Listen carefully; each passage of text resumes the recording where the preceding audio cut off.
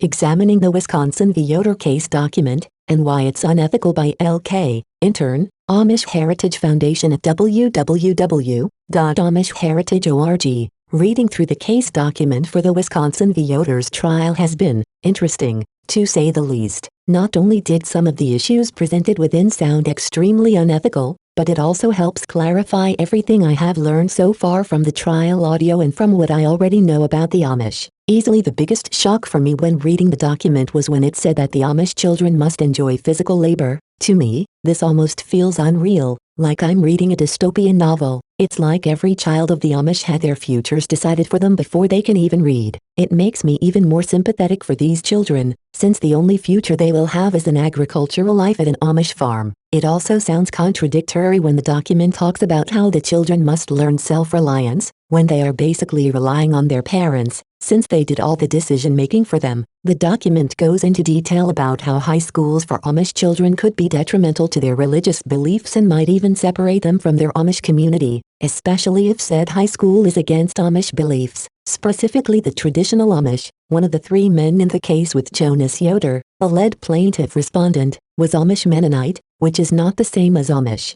But the Supreme Court asked no questions about the Amish Mennonite religion and based their decision solely on the Amish religion. It feels like this is a decision based more on stubborn tradition than it is about the lives of their children, a tradition that prevents the community from experiencing any change that is considered outside interference from the modern world. Another line from the document talks about how going to high school would negatively impact an Amish child, due to the conflicts that it could bring about. I disagree with this. Do conflicts not inspire choice? I feel that this is why the community doesn't want to take their children to high school, because then they risk their children making choices on their own. Another thing I noticed about the document is near the end, where it says that the Amish are people not set apart or different. Basically, it's saying that all Amish people are the same. I feel that this almost sounds boldly ignorant, considering that traditional Amish communities have no central governing authority, and last I checked, they're all not the same. This also coincides with the audio from the trial itself, where the lawyers and experts essentially said the same thing. So long as these myths and misinformation spread around, the Amish community will continue to remain frozen in time, and always staying the same for a long time. It also does not help that this statement is in the same paragraph that talks about how the drinking rate among the young Amish is just as high as the suicide rate amongst the group,